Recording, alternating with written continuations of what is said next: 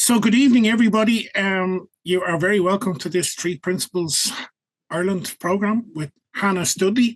Chana, thanks a million for joining us. To set up a context for tonight's call, I was just kind of looking today, doing a little bit of research on mental health issues in Ireland, and we'd been talking about that before you came on, Chana.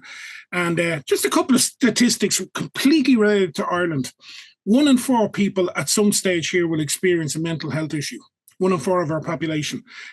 Depression was defined as a common addiction among affecting about 450,000 people. We only have a combined population of about 5 million, so it's a big issue.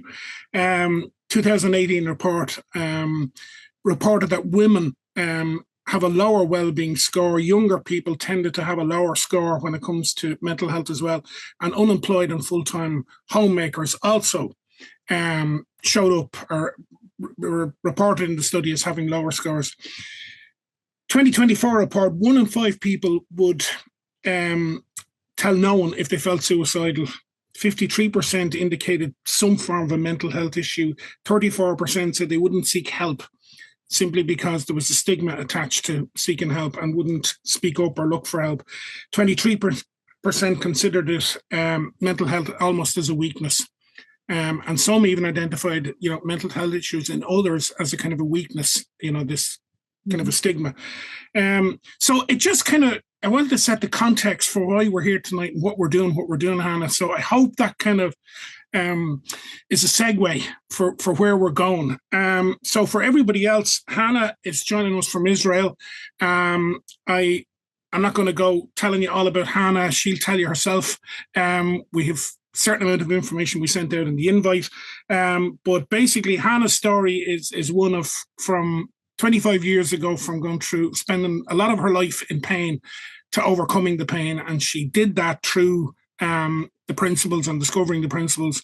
The book she's going to talk to us tonight is Beyond Diagnosis. And it's an exploration or paradigm shift from pathology to innate health.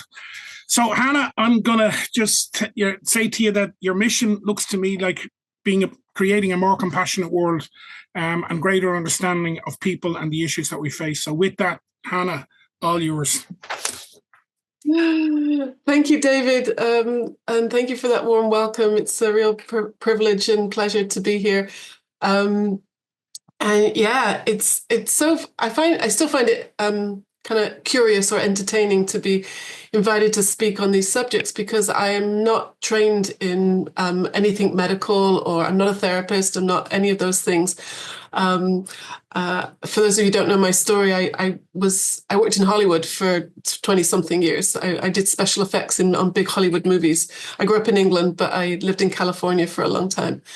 And often people ask me, how did I go from working on big Hollywood movies to working with chronic pain and mental health issues? So my fancy answer is that our minds have a better special effects department than anything me or Steven Spielberg could come up with. And pain is the ultimate special effect in terms of physiology, because it doesn't happen in the body, it happens in the brain. And I'm happy to talk more about that if people have questions. And by the way, I love questions, so get your questions ready. I can blather on for a while, but I'm sure we'll stop and open up for questions as well. So I guess I can talk a bit about the book, and we'll start with that.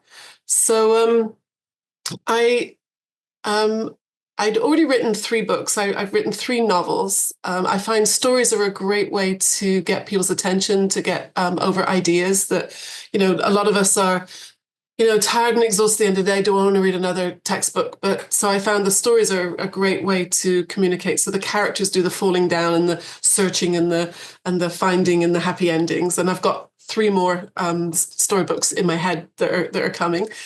But in the middle of all that, I suddenly had this idea. I was sitting on my sofa here, and I was thinking about how many people I've met in the Three Principles community who have recovered from some kind of mental health diagnosis, and what an amazing resource that would be if we could get all those stories together in one place.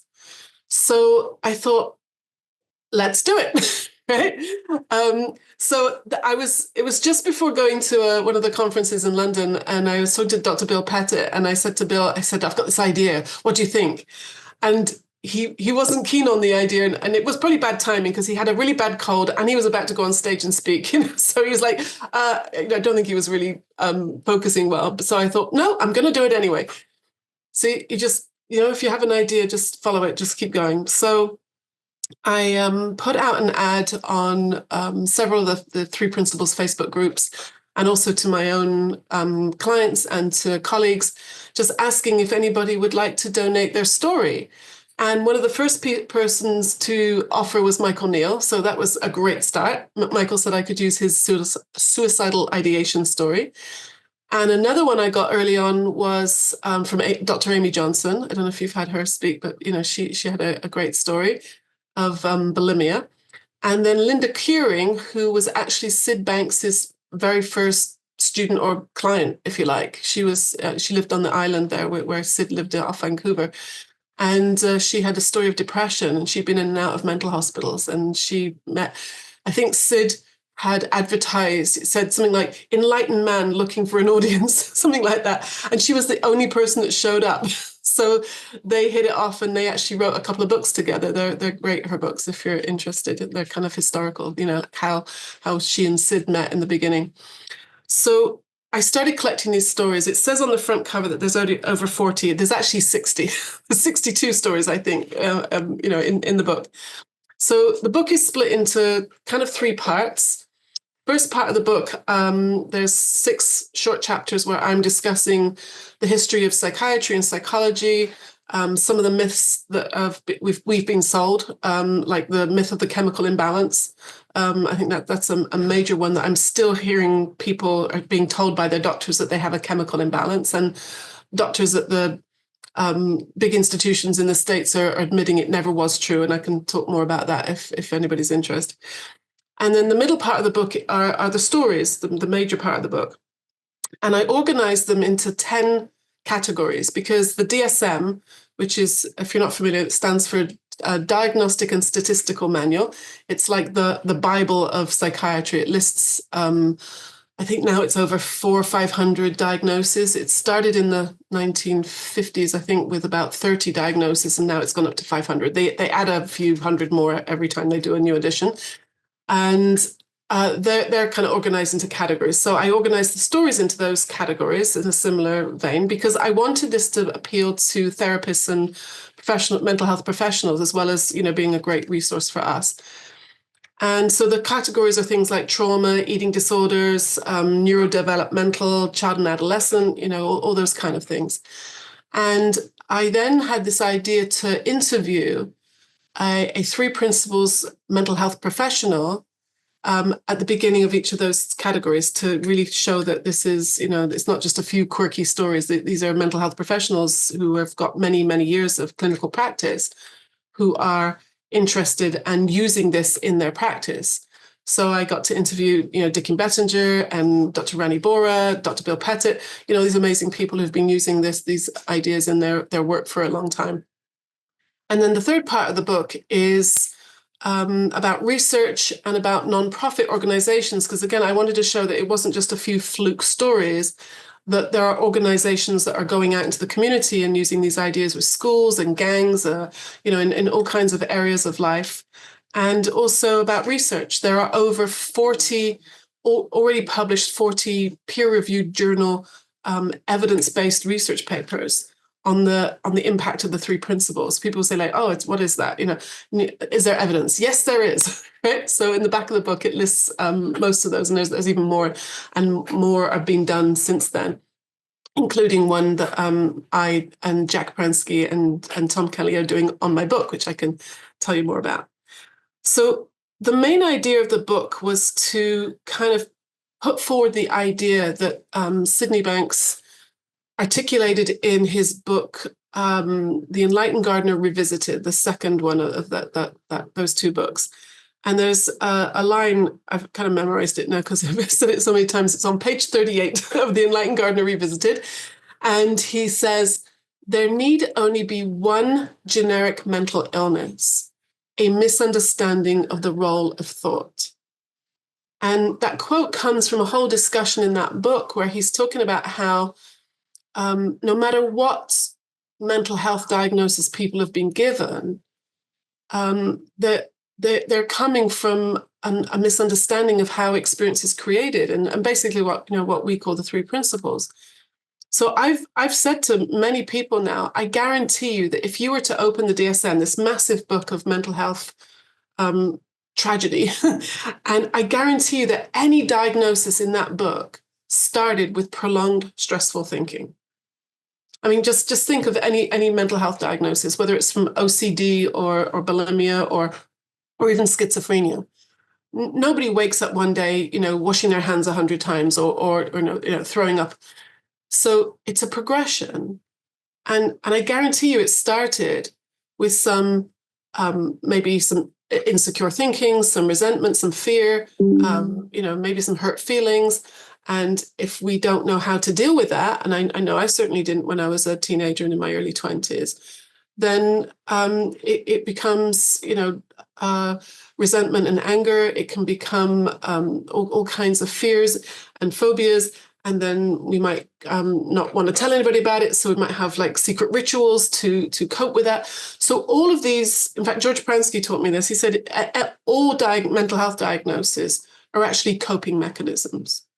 This one copes with all that insecurity and fear with drinking. This one copes by cutting themselves. This one copes by, creating alternate universes in their mind. Another one copes with violence or being, super dominant. Another one copes by being a victim. They're all coping mechanisms. And the word we use a lot, in the three principles community is innocent. It's an innocent misunderstanding, because we all do better if we knew better. And I think that's really, I have a section on somatic illnesses as well, because that's in DSM.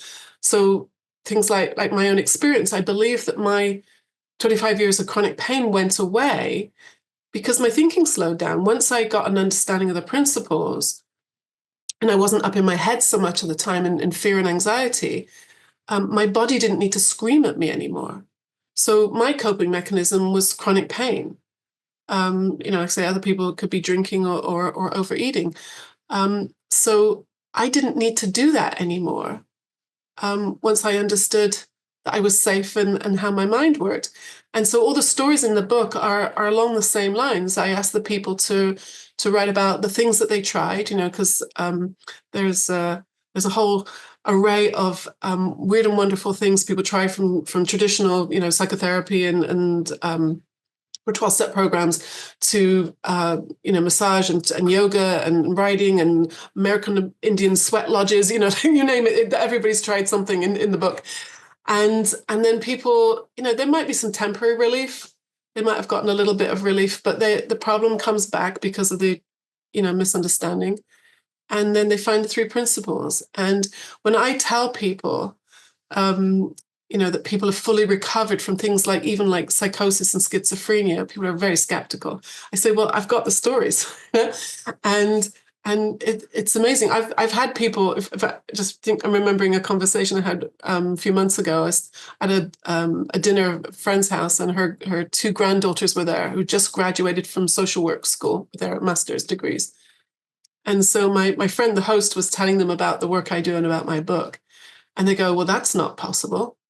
I said, what? I said, you can't recover from psychosis. You can't recover from schizophrenia. You can't even recover from PTSD. I said, yes, you can, because first of all, I have PTSD. And I said, I've got the stories. I've interviewed the people. I've met them. And when I say recovered, I mean off medication, not needing treatment anymore, living their best lives. They go, no, that's not right. I'm like, okay, you're 23. You have no experience. I've been doing this 30 years, and I've talked to these people. And they wouldn't believe me. So and they didn't accuse me of lying. They just thought there's a mistake here somewhere. It's because what they've been taught in school, medical school or social work school, is that these diseases, that they are diseases, that they are illnesses that people are going to have to learn how to cope with for the rest of their lives. I mean, how depressing. But it's not true. You can get well. In fact, I don't even see it as being cured, because I don't when I'm talking to people who have these mental health diagnoses, I don't see them as sick or ill. I just see them as struggling with misunderstandings, that the health is there. It just got covered up by all the stinky thinking and the old beliefs and the old ideas. And once those kind of fall away, then like we say, like the blue sky is still there. It's amazing to see that. So I'm just gonna tell you some stories that have happened since I finished the book. So if you've read the book, I can give you some updates on some of the stories. So let's see if I can think of what's right. Let's see. So we've got let me see. So one of them, there's a story by Hevi Rothenberg. I know Angelina's met Hevi. She was a client of mine, and she when I met her, she was just her third suicide attempt. She went into a mental hospital. I don't know if you've ever tried calling someone who's in a mental hospital. It's quite tricky. It would take me like 5 phone calls every day to try and get through, because even if you get through to the nurse's station, they're too busy and they can't be bothered to go find the person. And if you get through to the day room, one of the other patients is going to pick up the phone and they say, yeah, I'll go find them, click. So you have to keep calling and calling before you can get through. Anyway, so Hevi was in the mental hospital with 10 diagnoses and a whole bunch of medications. And when she came out, we got her, she was sleeping on someone's floor, like their daughter's bedroom. And we got her a minimum wage job cleaning toilets in a hotel. That's like, this nice middle-class girl from Toronto. This is like where she's ended up after. She was cutting herself so badly, she needed stitches. She had bulimia, PTSD, anorexia, on and on and on, all these diagnoses. Anyway, to cut a long story short, she got out of the hospital and she decided that, I asked her one day, I said, what would you really like to do? If you're going to stick around, what would you like to do? And she said, I'd like to work with the Special Olympics, which is a very random, very random thing. I was like, okay, how do we do that? I've always been that kind of coach where it's like, okay, let's do this. And so she had drunk her way out of high school. She didn't have any qualifications. So here we are in Israel. She did all her psychometry and high school stuff she needed to do in Hebrew, second language. She got a place at university, but the university wouldn't let her in because of her history of mental health problems. And she's like, well, that was a waste of time. I was like, no, we're not giving up. I said, go back to the hospital and get the psychiatrist to write you a letter, because she was off all her medications by this point. I think she was still chain smoking, but that's okay. We'll allow her that one. And she went back. She's like, I said, no, go do it. So she went back to the hospital, and she told me later that the doctor, in 40 years of practice, had never, ever written a letter of health for one of their patients. He'd never known anybody to get well before. So she actually had to help him how to write the letter. He wrote a letter. They took it to the university. She got in. She did her 3-year undergrad. She did her master's degree while she was still doing her undergrad. So she graduated with a master's degree in physical education. And then she got to train with the Israeli Special Olympics team. Yay! So that happened after we finished the book. That's one story. Another story, there's a lady at the end of the very last story in the book. So I'm telling you my client's story because I know the updates. And this was a story of CPTSD. This woman had, when I first met her, she was going through a very painful divorce, a lot of violence, sexual violence in this marriage. She left the marriage with 2 small children. And it was before I knew about the 3 principles, so I was just doing my best to coach her, and we kind of lost touch. And then when I found the 3 principles, I thought, maybe this would really help her. So, I started sharing with her what I'd learned. And her dream was always to become a lawyer, because what she went through in terms of the divorce was so painful and terrible. Her husband kept claiming, trying to get custody of the kids every year for 10 years. And so every year she had to retell the story to a new set of social workers, a new set of lawyers, a new judge, dragging up this really painful, horrible stuff. But after a while, she kind of got professional. And then she went to law school. She graduated top of her year, even though she was a lot older than the kids in the school. And a few months ago, she passed her bar exams. Woo! So she's graduated. She's now a fully fledged lawyer. And her kids want to be lawyers now. They're all doing really well in school, in college now, and they've all grown up to be amazing people. And she's now got a job working in the local government. She's a lawyer, and I could see her being on the Supreme Court one day. She's amazing, amazing. When I think about where she came from, she couldn't put a sentence together when I first met her. She was so distraught, and here she is. Now she's a lawyer. And the last one I just want to tell you about is a story from South Africa. This woman, she's in the mood disorders section. Her name's Zelly. I've not met her, but one of her coach told me this story. Her story of depression was that she wasn't able to have children. Her and her husband were desperate to have children. And in their community, there was a lot of pressure to have, for a woman to have a baby. That's how you show you're a woman. And so not being able to have children, depression came, and she suffered greatly with that. And it was almost the end of their marriage. But she heard about the 3 principles, and so she started training to be a coach, and she became a 3 principles coach in South Africa. And the community where she lives, there was a terrible flooding. And so as well as helping people with the principles, to get through this terrible tragedy, they were also peeling potatoes and helping rebuild houses and doing amazing work. And as she was helping some people, rescue them from the flood, she heard a baby crying, and she rescued this baby. And now her and her husband have adopted the baby, so now they have a child.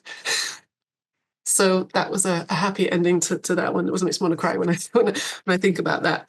So that's some updates on where the book is. And the last update I'll give you is that I mentioned it briefly. Jack Pransky and Dr. Tom Kelly, who are both PhDs and published researchers, they both saw the book and decided that they could turn it into data, and we should turn it into a research paper.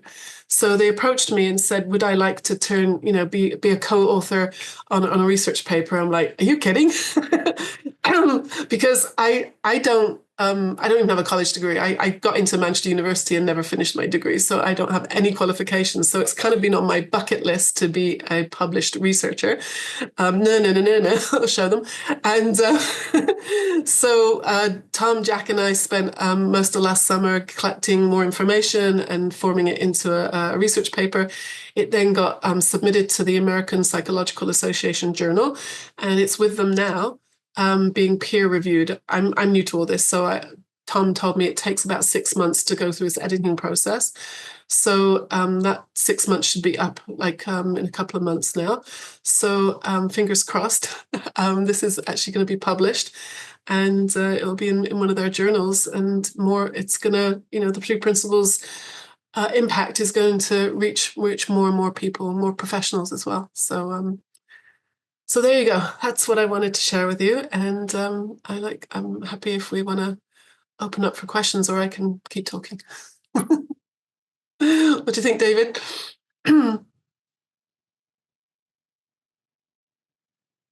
I think that there are probably 1,000,001 questions, but I think everyone is enjoying listening to you. So you know what? Let's just see how it goes. Yeah. That's exactly what we'll do. But I have to say, the point you were making there, just when I was talking earlier on, you were talking about the lady trying to have the baby. Yeah. And just I remember when we were in the introduction, I was just saying the pressure that can be on homemakers.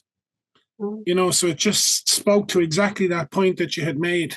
So yeah, and Julie has her hand up. So Julie, all yours. I have listened to you several times on YouTube podcasts and stuff like that, and I've been very, very interested in your take on how the mental affects the physical. Yeah. I've seen some of your success stories, and well done you. You don't need any masters or doctorates or anything else. You have helped people big time. from your own knowledge and your own experience. And I think that's nearly almost the best experience of all. What I want to say tonight is like, I didn't know it was connected until I started tuning in and listening to you about the way people were coming to you like with physical problems, not realizing that it might be coming from whatever, mental problem, anxiety or whatever. And I won't bore people here because I'm always first on the call. I always ask questions and I want to know things. And but I had my gallbladder out about 6 years ago and I've suffered ever since. I really have suffered.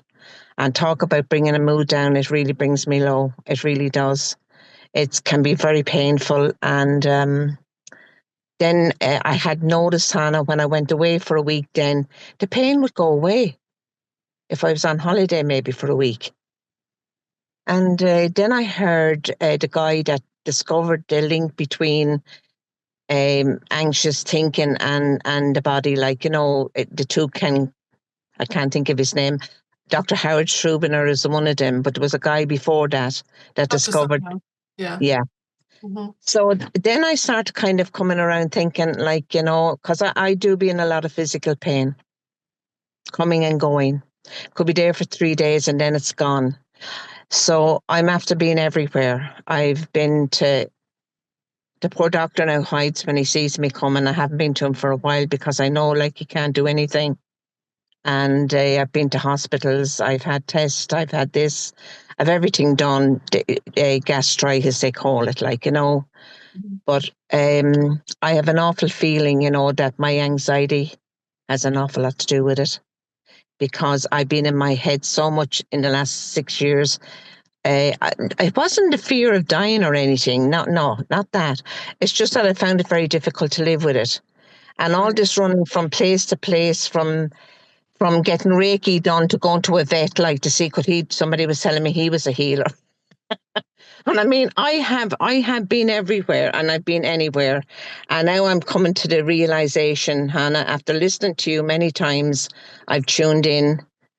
Is this all linked with TMS, as they call it, you know, that mind perceived body pain? What's your thoughts on that? Well, I have a lot. Right. But I think you've kind of answered your own question. You've starting to see the connection between the anxiety. For those who don't know, TMS is a diagnosis that a man called Dr. Sarno came up with. He was a orthopedist. He trained traditionally, but he was probably what you could call a pioneer in the mind-body medicine. And he was probably one of the first people to really see the connection between state of mind and how our bodies react to that. So my pain went away before I knew anything about Dr. Sarno. So I'm not that popular in that world, although that pain management world are very much into kind of Freudian concepts of it's repressed rage and it's, you know, that's trauma's held in the body and all that kind of stuff. And I'm like, oh, that's so last century. We've got so much better understanding of how the mind works now with what, you know, Sid shared with us. So, I mean, just to say real briefly, I think I would say that all pain is real, and all pain happens in the brain, and all pain is a signal. So whether you twisted your foot in the, you know, you're walking the dogs in the park, or it's coming, like you said, like the doctors can't find any reason for it, it still hurts like crazy. It's not like one is we're making one of them up. I used to feel like someone had hit my back with a baseball bat. You know, it felt like my pelvis had been cracked in two. It was so, I almost passed out with pain several times. And the doctors would always tell me it's because I have one leg slightly longer than the other, which makes my pelvis slanted slightly, and that puts, you know, strain on my lower back. Well, guess what? I still have one leg longer than the other.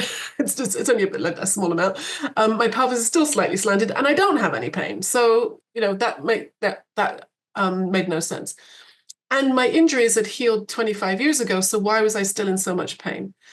So I see now that chronic pain is something that's lasted for more than 3 months, because if you've twisted your ankle, you're going to be in pain, and the pain is is information to tell you to get help, to get treatment, ice, stitches, whatever you need. If the pain has gone on for more than 3 months, then there's plenty of research, and I don't need to go into it now, but it shows that it's not coming from the usual place. The usual place is here. When if you cut your finger, the pain's going to show up here in your brain. But chronic pain shows up back here in the limbic system, which is the emotional part of the brain. And so the brain is sending pain, like I said, it's actually a special effect, also to get our attention. So for me, with my back pain, IBS, skin issues, asthma, hay fever, on and on and on. I had many, many different, physical problems. It's like there were alarms going off trying to get my attention. And like I said earlier, for some people that's drinking, for some people that's, food, for some people it's like OCD rituals, other people it's creating, universes in their heads that, they're terrifying themselves with. They're all alarm signals. It's actually wisdom. It's wisdom trying to get our attention, because like you said, we're spending too much time up in our heads, whether we're trying to work it out, we're trying to fix something, we're battling with some insecurity or fear or dread or whatever it is. And because that's not the answer, the pain or the other mental health symptoms are trying to get us to come back to the moment. And in this moment, right here, right now, we are safe. You're actually okay. There is nothing wrong with you. Now, yes, bodies can break down. We can, I've seen people covered in eczema. I've seen people, I've had a few schizophrenic clients, and they really believe, the stories that are concocted in their minds. But underneath all that, there is health. I think that's one of the beautiful things I learned as a 3 principles practitioner is, and doesn't matter what the person in front of me is presenting with, whether it's chronic pain or struggling with something else, underneath there is health. And so hanging on to that and understanding that thought is just moving through, that my mood is going up and down and it's nothing to be frightened of, you get to come back to the moment where you're safe and you're okay. So that anxiety, it's an illusion. And just to finish about the chronic pain, I just launched my first online course. I'm so excited. I've been wanting to do this for 6 years, ever since I wrote the Painless book.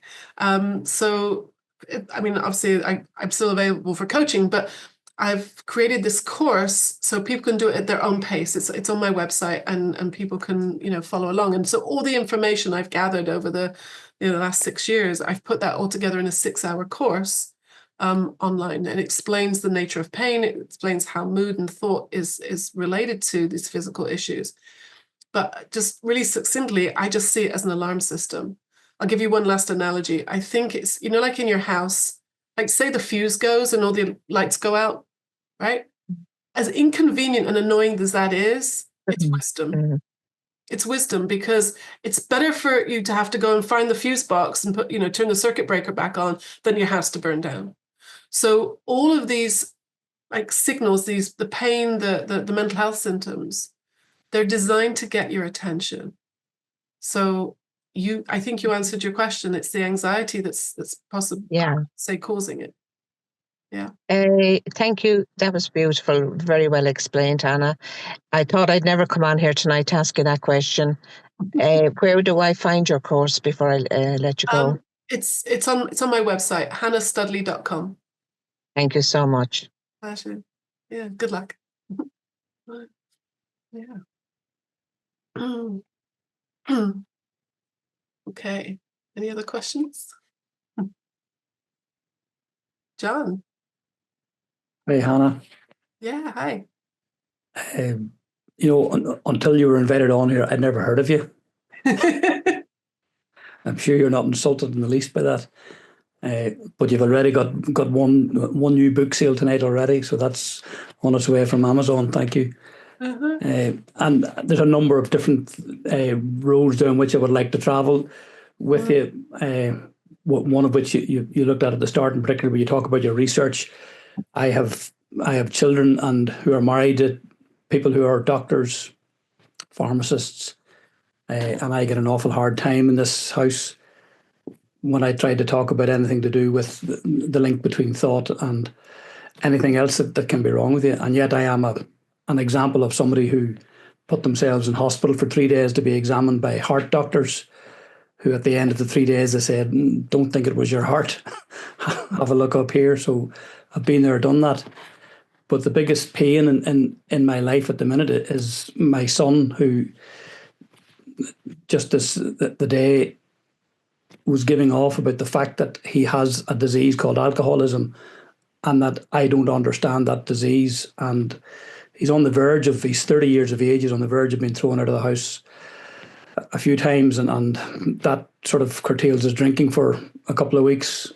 And I suppose what I'm looking for, I'm always looking for ideas and ways of, in some respects, looking to help him, but looking to help me to see the beauty and the divine within him, which I struggle to see. And I'm talking about alcoholism that leads to me being threatened with a knife, me being physically attacked by him in my own house, and having to deal with that.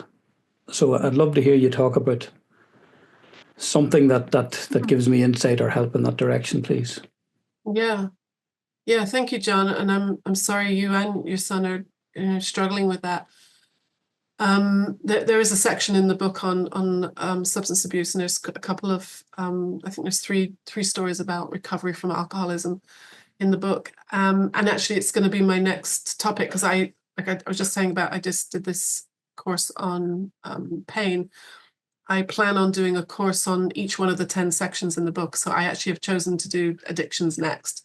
So I thank you for bringing that up. There's a few things I would say. One is, again, I don't believe it's a disease. And interestingly enough, neither does the original AA literature. It calls it an illness, I think, at one point. But I think the word disease kind of gets used a lot, but like in the vocabulary and not necessarily in the original literature. And it's the infiltration of treatment centers and therapy that have kind of come in and watered down that original message and kind of really pushed this medical model. And now this is going to sound very cynical, because I am very cynical, but if spirituality, you can't patent spirituality, you can't charge money for spirituality, but you can charge money for treatment, and you can charge money for drugs, medication. Now, if someone is very much addicted to alcohol, then they might possibly, and it'd be wise to have a medical detox, because if someone stops drinking suddenly, if they really have been consuming a great amount, they could have seizures and stuff. So there is a place for detox, a medically supervised detox. But in terms of it being an ongoing disease, and that's something I find so hard to hear when I hear people like, oh no, I'm always going to be an alcoholic, I'm always going to be an addict. Well, I know people who aren't, who were very much, couldn't live without alcohol, and now can have the occasional drink, because alcohol was never the problem. Alcohol is the solution, right? Alcohol is your son's solution, because going back to what Sid said at the beginning, is like there is just one generic mental illness, a misunderstanding of the role of thought. So in terms of substance abuse disorders, as they're called, I would say the people suffering with those things are no different to the person suffering with PTSD or OCD or bulimia or any other things, in that they have gotten so consumed with the insecure and fearful thinking that they need some relief. And alcohol is a great way to get relief from really distressing thinking. There's some few things that work a bit quicker, but a few shots of whiskey, and I've worked with a lot of alcoholics and addicts, especially when I lived in California, who were what they call top-up drinkers, who are not even sober any of the time of night or day. It's like it's always in their system, because they can't bear to live in what we could call reality, whatever reality is. that's above my pay grade, to quote George Pransky. I don't know what reality is, but because we all have a different perception of it, right? Drunk or sober.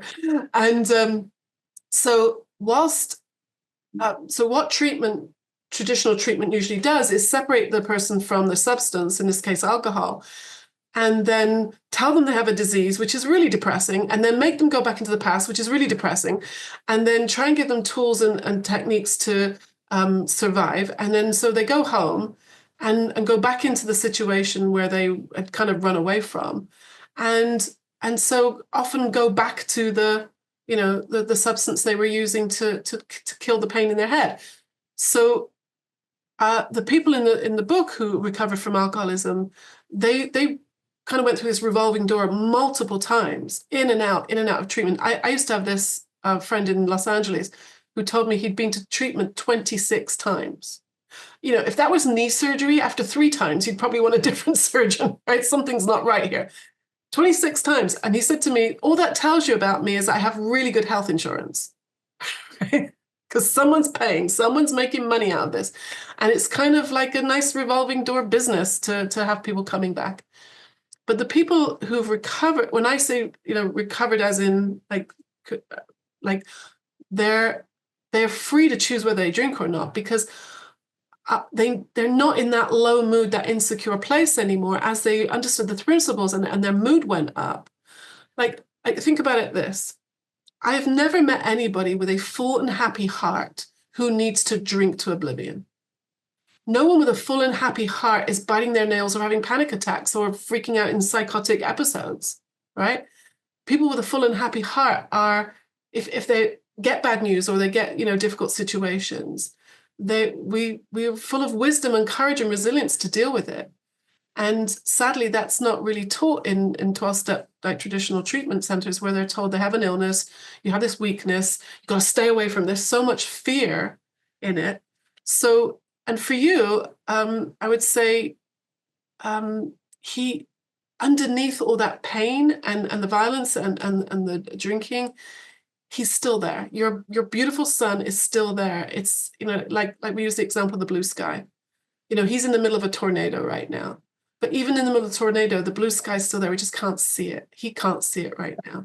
So the best thing you can do is just love him, as I'm sure you do. Be there for him. Listen. I mean, if ever he's open to it, there are, people willing and able to help. I found if you tell people, they won't listen, but you can be a good example. You can just be there and be available. And that doesn't mean being a doormat. Obviously, you don't want to, you need to be safe. Your family need to be safe. But if there's anything in there that I've said is helpful, I hope that was, I'm happy to share more if you need. No, I know it's a difficult one without going down too many holes within it. And he's 30 years of age now, and he's started in this road a long time ago when he was 16. And it does, the older he gets, the worse it does seem to get. And he has been in and out of treatment a couple of times. Yeah. But my mantra for myself is love without the stories. Yeah. And that helps me. Yeah. So I look forward to reading the book. Thank you. Yeah. Thank you. Yeah. I see. John, David, your hand up? just I see Kevin's hand up, but John, just before you leave that, you made a point there that I struggled sometimes to see the divine in my son. Can I just say to you, if I had a daddy who kept struggling to look for the divine in me, I'd love it. So keep doing what you're doing. Sorry, Kevin, all yours.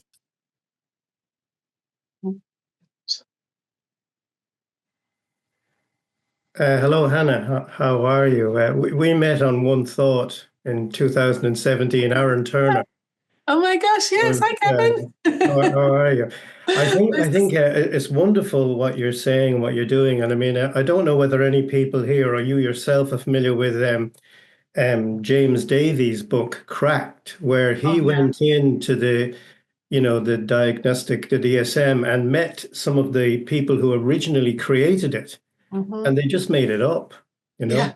But I think that one of the things that's so interesting is that, a mind at ease has access to all sorts of wisdom. Yeah. And something that I see about in the word ease and then a lack of ease, dis-ease, Yeah. is the very thing you're saying, that it's an indication from a wisdom that something needs attention, in the same way that, you know, when you're driving your car, the engineers have designed it that if you run low on fuel or if there's a problem with the oil, that there's a warning light built into the system. And we're far more sophisticated than that. You know, but the sense I have, you know, and I think, you know, what John is saying about his son is that it is very, very difficult for people who have the understanding which Sid has brought to us. Because, you know, one of my daughters is a pharmacist, and she's also someone who is very spiritually aware, and she's conflicted all the time, you know, in doing what she does, because the medical system has built up a whole, you know, because James Davies also wrote another book, Sedated, which is the other side of the coin, how big pharma and the medical industry, it sounds terrible to say this, but keeping people sick benefits the medical system. That teaching people that wellness is innate and that when it goes askew, it's an indication that something within us, you know, is wanting to speak to us. You know, the sense I have is that life loves us.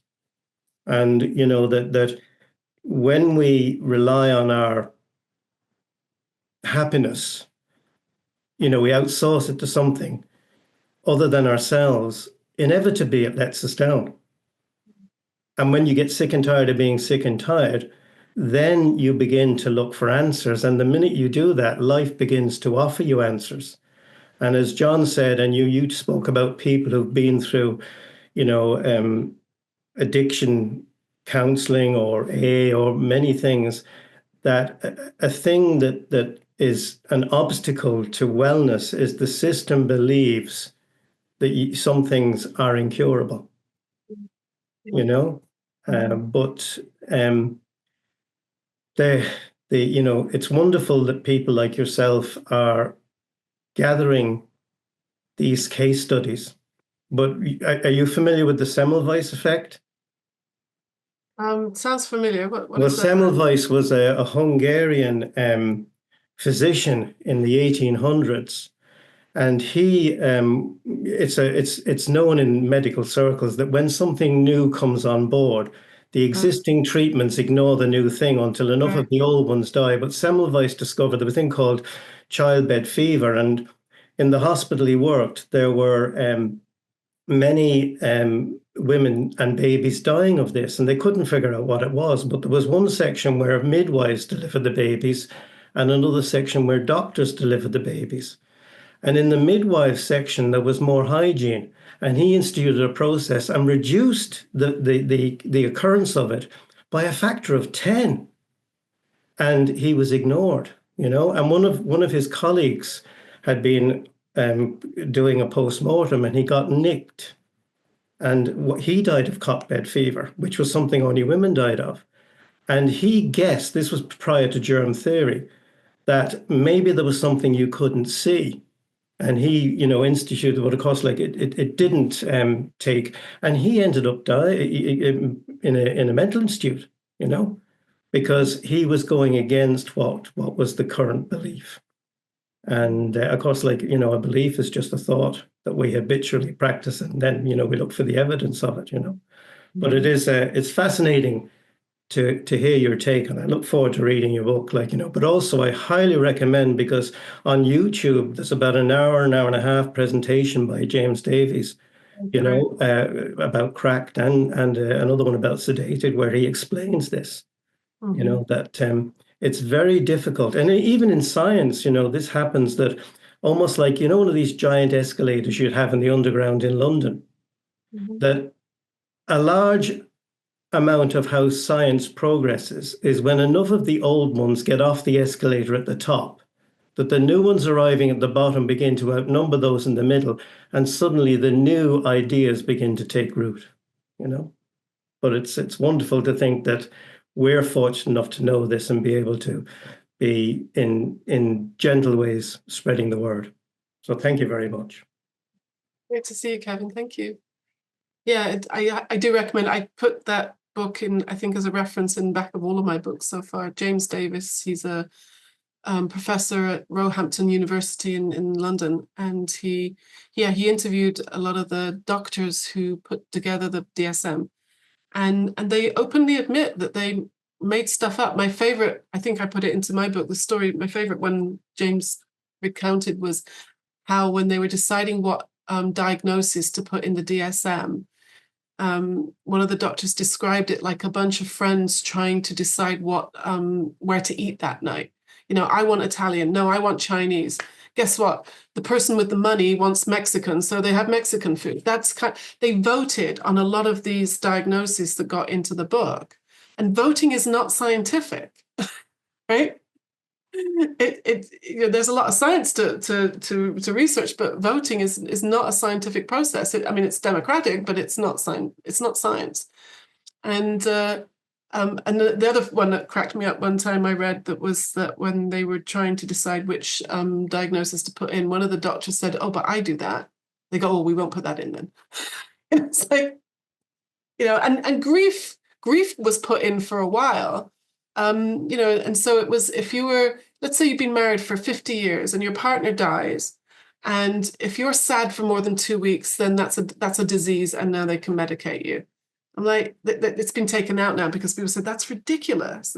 And so this idea that all human emotions can be written off as a pathology, as a diagnosis, as a disease.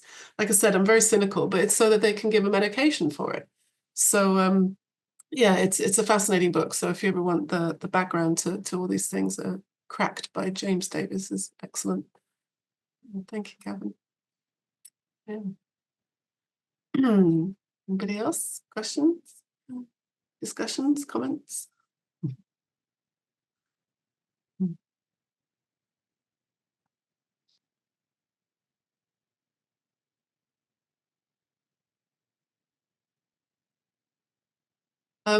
If nobody has questions, I was just thinking of something, because the majority of the stories I was sent were probably what you could call anxiety or mood disorders, because those are the kind of conditions or situations where people might go to a coach or a therapist.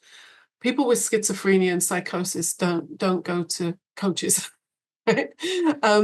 They often don't even go to doctors because paranoia, you know, is part of the situation. So I've only and what usually happens is they end up in the emergency room. That's what usually happens, is because their behavior becomes so extreme that, like, if they're running around, you know, naked or giving away tons of money or something, you know, then that gets attention. And so what I learned was that that's actually wisdom. You know, when people are behaving very extremely, as frightening as it might be to the neighbors or the family members, it's actually going to produce a situation where they're going to hopefully get help. So I don't actually see it as an extreme, because people say, oh, there's, you know, some diseases and then there's schizophrenia and psychosis, and those are really incurable. So I've only had, I think, one real experience of working with someone with schizophrenia as a coach. I had a woman who I'd met her socially, and she had heard that I worked with people with trauma. So she said she, you know, was interested in some trauma counseling. I said, sure, okay, we can, you know, please, you know, come. So when I met her socially, she was, let's call her a colorful character. She was quite, you know, flamboyant, but, you know, fine, that's just how she is, right?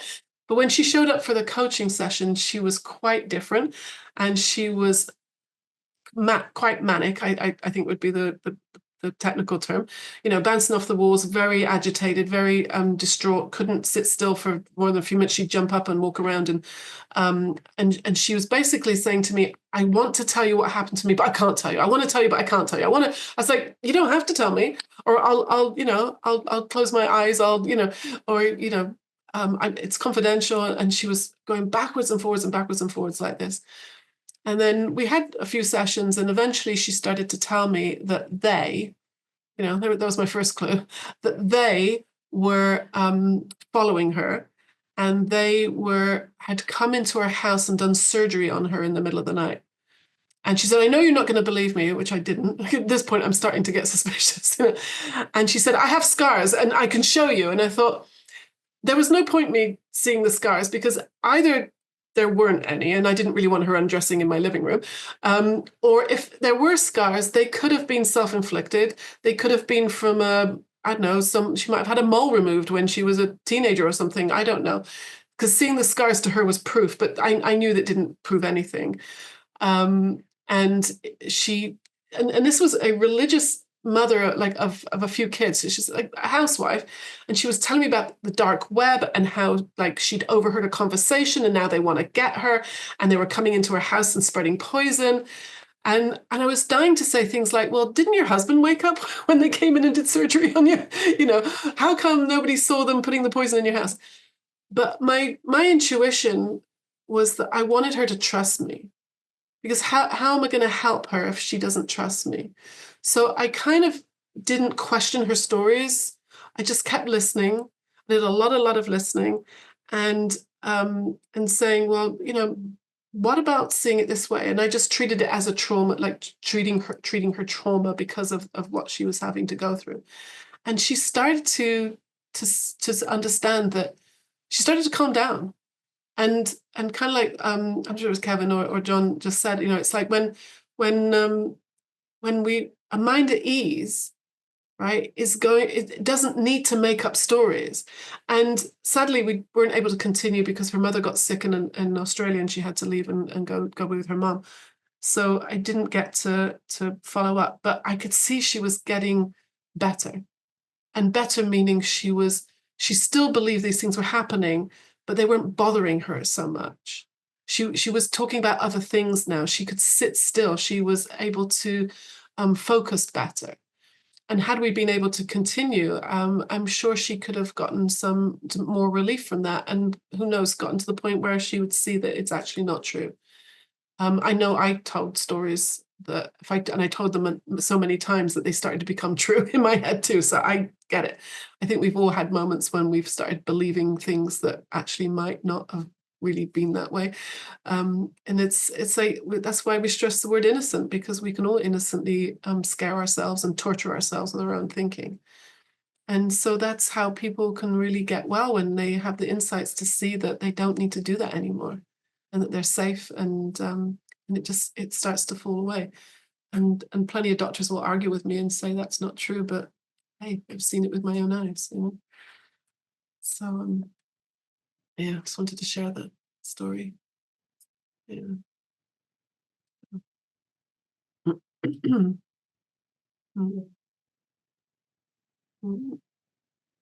We have. I was about to ask, but Christine has her hand up. Yeah. Hi, Chana. I just wanted to ask with regards to allergies. Is it the thinking behind, or do certain things actually have a physical reaction in our bodies? Or you said that it's alarm bells, like it's wisdom or the body signals, but where people have been diagnosed as gluten intolerant, or things like that. So have you anything to say to that? Yeah, sure. Thank you, Christine. Yeah, it's a fascinating subject, and like I've said, I'm not a doctor, so I'm just sharing my experience and what I've learned. I had terrible allergies. It's funny you say this, because I'm a bit congested right now. I had chronic hay fever and then asthma from the age of about 5 years up until college. My allergies were so bad. I had my school bag was like a pharmacy. I had injections. I had a surgery on the inside of my nasal cavity. And when I came across the 3 principles, my back pain, my IBS, and skin issues went away pretty quickly. But the allergies stuck around for a couple of years. I don't know why they took longer to go away. I'm highly allergic to, I was always told house dust, grass pollen, things like that. But now I live in the Middle East, and I'm allergic to olive trees, the blossom, which is tricky because you can't go for more than a few meters without bumping into an olive tree. There's one down there. There's one in my courtyard. So when I first got here, between say March to like beginning of May, my face would swell up. I couldn't breathe. My eyes are burning. My skin's itching. I had constant sinus infections. It was awful. And then suddenly it went away, and I could be, it shrank from like going to 3 months to like, 1 or 2. And we had a really bad windstorm yesterday, and it blew in some really hot wind, and I had a sinus reaction yesterday. So to go to your question, is it thinking or is it a physical reaction? It's always a physical reaction. Like I said about pain, all pain is real. Like even if it's coming from stress, it's agony, right? My eyes were streaming. My face was on fire. So I've seen people with eczema that's like, creeping up like down their, out of their sleeves and up their neck. The skin is red raw. And then I've seen it go away too. So some interesting things about allergies. I think, first of all, yes, there are certain things that everybody is allergic to, like poison ivy or, like stinging nettles, things like that. That's an allergic reaction. And there's reasons for that. I'm actually allergic to penicillin. I ended up in the emergency room when I lived in Los Angeles. I had another sinus infection, and they gave me penicillin, and my whole face blew up. I woke up one morning. I looked like Rocky III, like swollen and blistering, and I couldn't breathe. Rushed to the emergency room, 6 o'clock in the morning, and the emergency room doctor said to me, "The most predictable thing about allergies is that they're unpredictable." And many years later, like here, I got tested again at the hospital, at the allergy clinic, because I wanted to make sure if maybe it was a thinking thing. And no, I am highly allergic to penicillin, so it's written on all my medical records. I don't believe that's got anything to do with thinking. That is a physical reaction. Some people are physically allergic to strawberries or shellfish or something. Now, something I read that was really fascinating about allergies was when I was researching about multiple personality disorder. So multiple personality disorder isn't called that anymore. It's called DID, I think, dissociative identity disorder. Anyway, they changed the names of these things, probably to do with giving more medication. Anyway, but multiple personality disorder is great for movies and stories because, it's very dramatic. I don't think it actually happens that much. But the research I found on to connect it with allergies is this one particular doctor. He discovered that one of his clients, a patient who had multiple personality disorder, she was highly allergic to cats in one personality, but not allergic in another personality. Like in one personality, she could, like, if there was a cat anywhere in the building, her face would swell up and she's itchy eyes and can't breathe. And in another personality, she could have a cat on her lap and be petting it and she wouldn't have a reaction. What's that about? So he got so curious, he started investigating and seeing if there was any other examples of this. The two I remember one was with a kid who was allergic to orange juice in one personality and not allergic to the orange juice in another personality. And another one where the person's eye color changed from one personality to the next. Now, which is interesting because when I was in the depths of my PTSD, was it Helen or at the beginning? She said about trying all these different things. I also tried many, many different things. And one of the things I tried was iridology, which is kind of when they look in, if you know what reflexology is when there's different parts of the foot and they can massage it to help different parts of the body. Well, an iridologist looks in your eye and the way the color of your eye is kind of slightly changes color. They say it indicates different problems in the body. So at desperation, I went to this iridologist and he said to me, when you're healthy, your eyes are going to be more blue. And I don't know if you can see right now, but they are bluer than they used to be. Yay. So my eyes, have I got personality disorder? No, it just means I'm more healthy. So my eyes are bluer. But when I was interviewing Dr. Pam Papas for the personality disorders section of this book, I mentioned this to her because she's a psychiatrist and she's treated people with multiple personality disorder. And so my question to her was, could these things be different states of mind? And kind of like we've hinted at several times this evening, is in different states of mind, our bodies are going to react differently. And I learned that even to antibiotics, like if we're in a constant state of stress, that's going to affect your immune system, and that's going to affect how well an antibiotic is going to work. It's going to affect how you process food. And most of the people I've spoken to with food allergies, food intolerances, they're living in anxiety to the point where they may have started off with maybe some kind of allergic reaction that might have made sense, but then they've gotten obsessed with what can I eat? What can I, oh my gosh, I can't eat this, I can't eat that. I had a woman once who told me she was allergic to water. I was like, hold on a minute. We are made of, what is it, 80% water? How can you be allergic to water? And she would drink and she would get a reaction. So in her mind, it's the water that's causing the reaction. I'm like, no, if you're in fight or flight all the time, your digestive system is one of the first things to shut down, because when we're in fight or flight, the brain thinks we're in danger.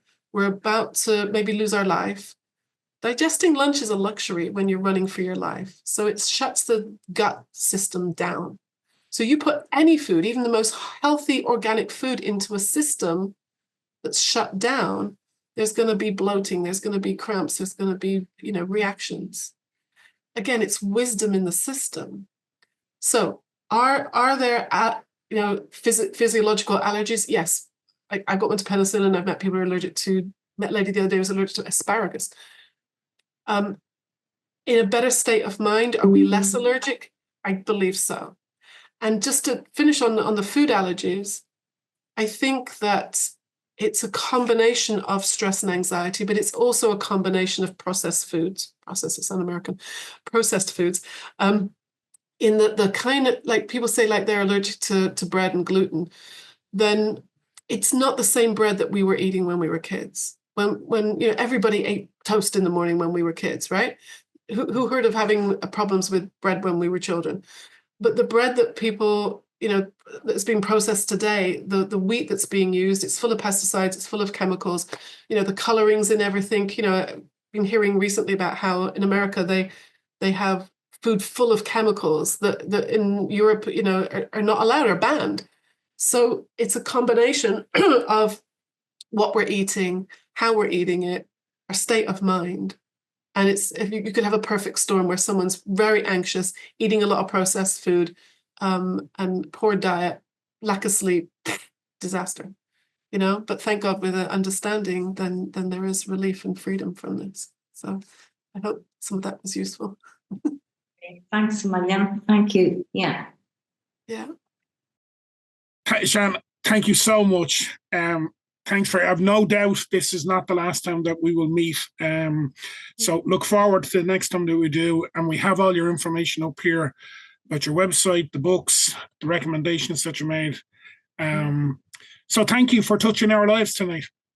But my pleasure, David. Thank you for inviting me. It's been it's an honor to come and share this, this wisdom that I've been blessed with and be able to help other people. It really is a privilege to do this work. So thank you. I appreciate all of you coming too. Yeah. You mind yourself. All right. God bless all. Thanks, Hannah. Thank you. Well done. Thanks, Hannah. Okay. Good night. Bye. Bye.